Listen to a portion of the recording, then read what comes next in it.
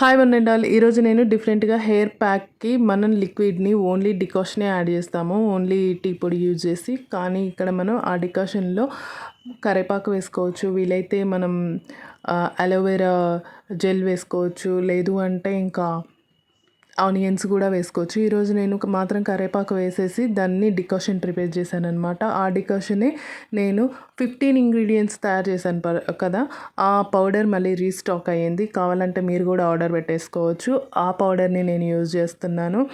ఆ పౌడర్ లో 15 ఇంగ్రీడియంట్స్లో ఈ డికాషన్ ప్లస్ కరివేపాకు ఇలా తయారు చేసిన లిక్విడ్ని నేను దాంట్లో యాడ్ చేస్తున్నాను.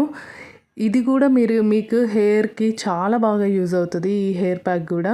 ఎందుకంటే ఇది దాంట్లో మనం కరివేపాకు యూజ్ చేసాం కదా, ఆల్మోస్ట్ చాలా బాగా మంచి రిజల్టే ఇస్తుంది. ఒకసారి మీరు కూడా ట్రై చేయండి, రిజల్ట్ మాత్రం బాగానే ఉంటుంది. హెయిర్ ఫాల్ అనేది మాత్రం ఆల్మోస్ట్ తగ్గిపోతుంది, చాలా వరకు తగ్గుతుంది.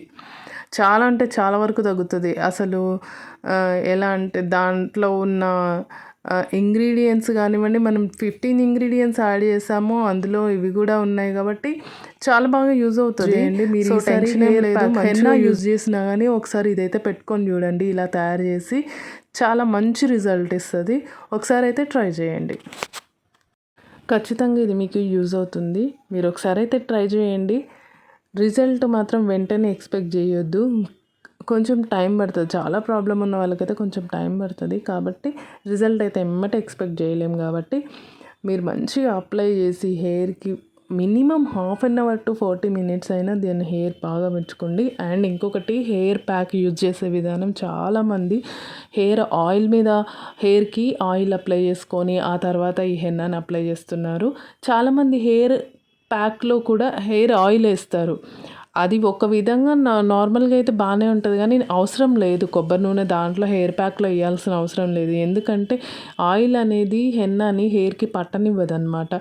సో అది ప్రాబ్లం అవుతుంది. కాబట్టి డ్రై హెయిర్ మీద హెయిర్ ప్యాక్ అప్లై చేయండి, అలాగే నార్మల్ వాటర్తో వాష్ చేయండి, షాంపూ యూజ్ చేయొద్దు.